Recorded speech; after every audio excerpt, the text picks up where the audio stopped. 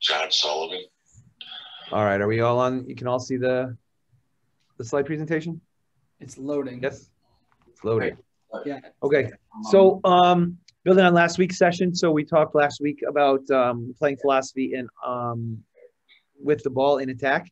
And so today we want to talk about the playing philosophy defensively based on the 4-3-3 shape in the system that we use for the most part, or that we encourage everyone to use here at Vale. So the purpose of this session is to discuss the desired traits and tendencies of our Vale teams when defending or when transitioning into defense, share ideas and how we can achieve the aim of, building out those desired traits, kind of getting everyone's little wrinkle on it in terms of what people prefer versus what other people prefer, and have some conversation about how we can encourage those ideas within the larger framework of the club, and then provide a framework within which the sessions can be built so that the player development planning can occur. Again, when we talk about player development planning, we talk about reverse engineering it from what the goal is. So as much as we have to cater to what we have currently, we are looking to move our teams in the direction of some vision. And these documents in this series is designed to give us that vision and designed to give us that purpose and that direction, so that we know where we're headed and we have a plan in place, bigger picture to say, okay, my team might be able to do this and this right now, but in 2 years' time, the expectation is that they'll be able to do these two things and then add these other things to it, 3, 4, and 5. So getting into the shape again, the base shape we use, a 4-3-3. I'm the guy who did the PowerPoint, so I put my preferred shape in there. So I have the one holding midfielder and the 2 attacking midfielders. That's how I prefer to play the shape. And again, we talked about this last week. I know Zach prefers a double pivot, and so he has a little wrinkle, and I'm sure we'll talk about that a little bit later in terms of how that affects his teams defensively. But for me, with the teams that I have, one of the reasons I like playing this way is because a lot of teams we play against a double pivot, and I like to press. And so by having your midfielders structured in such a way that you have your 2 attacking midfielders up, you can basically rob the time and space from the opponent's playmakers and deny them the time and space to build out. And then you have to trust that your 6 is smart enough to read the game and intercept and deal with any runners coming forward. But we'll talk about that a little bit later. Team shape. Again, we want to make sure that front to back, we're 35 to 40 yards from the front to back of the team, getting the group moving forward, moving backwards. That's a good depth and distance to, especially in the youth game. There aren't many teams and players who are going to be able to hit a ball 40 yards over everyone's head and put it into space behind us. Some, but not as many until you get a little bit older. And then 2/3 of the width of the field. And really that's designed to create the compactness needed to eliminate the gaps between layers, eliminate the gaps between players within the line. So for example, the space between the 11 and the 10 is smaller if we're defending over 2/3 of the field, as opposed to if we're defending over the entire width of the field. The security of the shape that provides a nice block between the 4, 5, and the 8 and 10, allows the 6 the freedom to kind of slide side to side and patrol that space in front of the back line, and makes it much, much harder for free runners to find their way through because you have the personnel and the players there able to deal with those movements. Gives you good numbers out wide. If you need to drop your 11 back to support the 3, then you can prevent a good number of opportunities of overloads against you.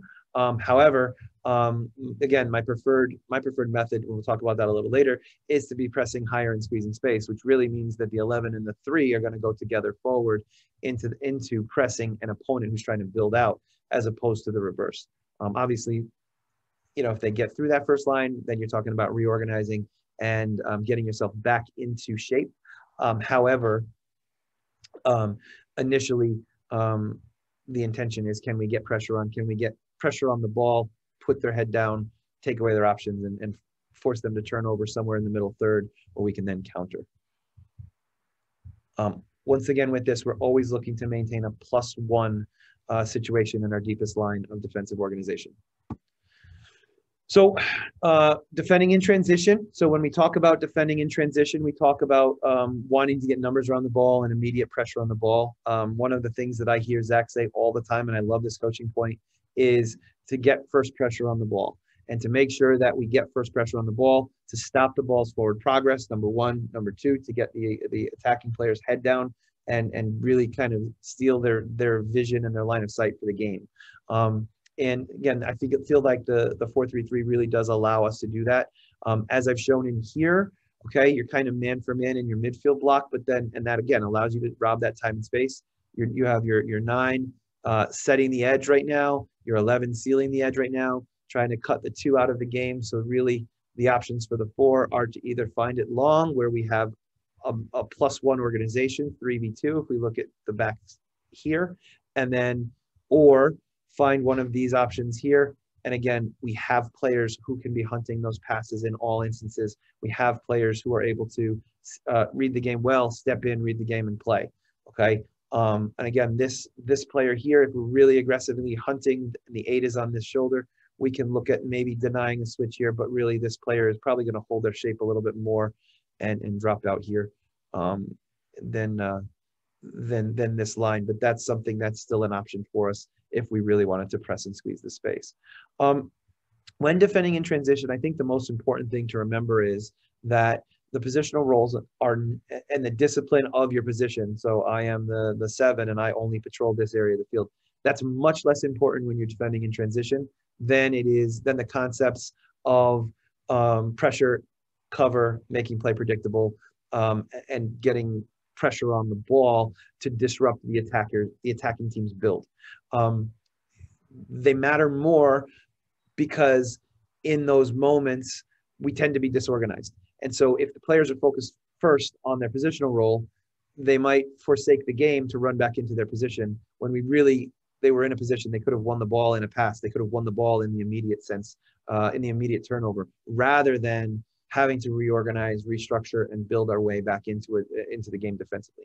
So, so in transition in particular, concepts are more important than positional play. And then as the other team sustains possession, that's when the organization, the positional role, and the positional concepts become more important. Okay, so again, because we press so much, most of our teams look to play a higher line. We want to engage the ball a higher line. Looking here, we're engaging the ball, on the edge of the build-out phase, if not in the build-out phase, into that preparation phase that we talk about in the phases of the game. And again, the way that I show this is a little bit exaggerated. We would not have our 9 maybe this blatantly forcing the ball forward, but we would be in here a little bit more, trying to cut this field in half, setting the edge, but then also applying pressure on the ball to be able to win it. And then again, we're looking at sealing the edge and taking away the outside midfielder. But this is really what I want to talk about here. This lane here that I've got in shadow is called the direct goal channel. And that lane here is really the path. Sometimes it's called the ball line. That path there is the most direct path for the ball to the goal. And one of the things I really love about this particular shape and about the way that we can play it is that, you have 4, or again, if your 9 is pressuring the ball a little bit more directly, 5 options in that direct goal channel ahead of your goalkeeper before the goalkeeper ever has to engage in the game. And so you really have put, 5 layers, 5 chances to stop the ball's progress from wherever it happens to be. And so it gives you a lot of opportunities. If you fail on the first attempt, it gives you a lot of opportunities to delay and reorganize and get back behind the ball and make sure you're organized again.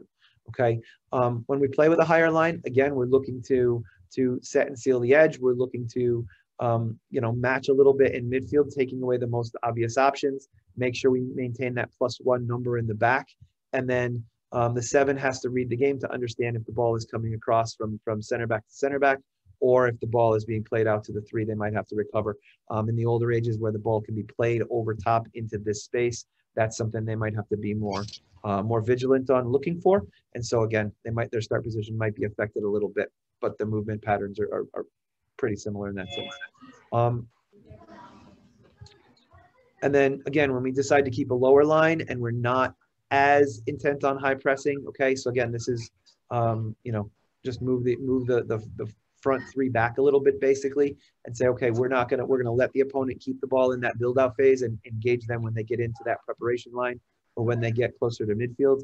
What we want to see here again is making sure that we add those extra numbers into the direct goal channel, deny the ability of the ball to progress forward, make them go around us where we can then create pockets of pressure on either sideline, or if they do venture into the center, we still have that good shape with good numbers to be able to create pockets, dispossess, and then look to play on counterattack.